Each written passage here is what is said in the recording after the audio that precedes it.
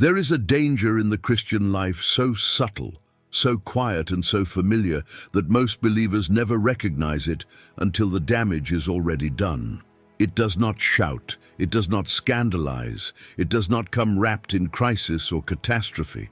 Instead, it comes disguised as routine, small sins repeated so often that the soul no longer feels their weight.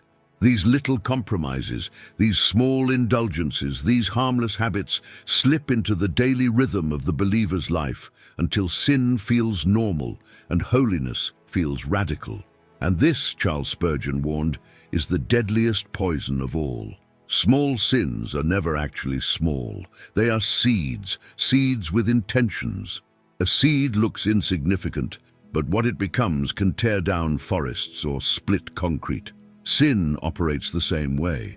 What begins as a moment of weakness becomes a pattern. What begins as a pattern becomes a reflex. And what becomes a reflex eventually becomes a prison. The believer wakes up months or years later wondering why prayer feels empty, why worship feels distant, why joy feels out of reach, and why God seems so far. The answer is often simple. The heart has been slowly poisoned by sins so familiar they are no longer recognized as sins at all. Spurgeon often said, "The man who makes peace with small sins invites great sins to his table." Hidden within those small sins is a quiet rebellion, a soft resistance to the voice of God, a subtle preference for self over surrender. And though the believer may not feel the effects immediately, poison rarely works instantly.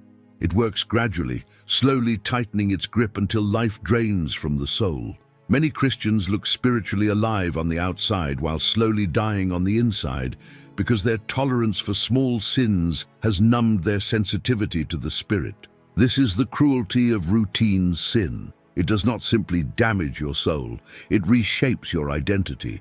You begin to see yourself not as God sees you, but as your habits shape you.